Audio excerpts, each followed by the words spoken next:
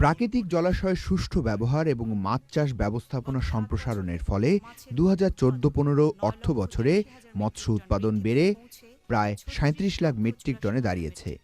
জিডিপিতে এ খাতের অবদান ৩.৬৫%।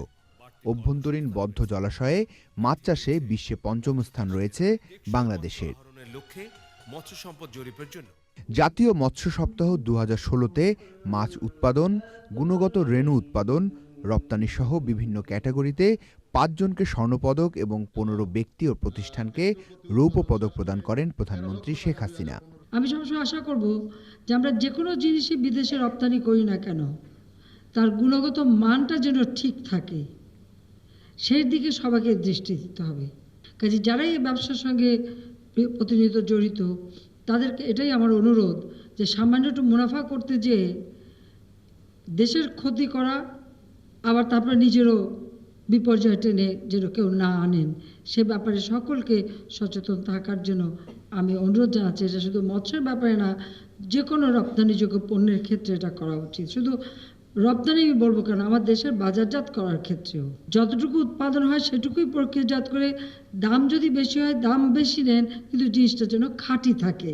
প্রধানমন্ত্রী বলেন, আরেকটু উদ্যোগী হলে বাংলাদেশে যে পরিমাণ হাওর বাওর নদীনালা রয়েছে তাতে প্রথম স্থানে উঠা যাবে, যেখানে যোগ হয়েছে সমুদ্র অর্থনীতি।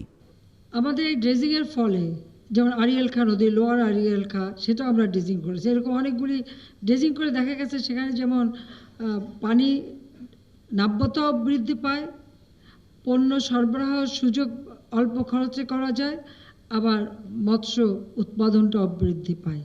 কাজে আমরা আমাদের একটা লক্ষ্য রয়েছে যে আমাদের বাংলাদেশের সব নদীগুলি পর্যায়ক্রমিকভাবে আমরা ড্রেজিং করব। আমাদের যেমন ক্যাপিটাল ড্রেজিং করতে হবে, প্রতি বছর এটা মেনটেন্যান্স ড্রেজিং করতে হবে।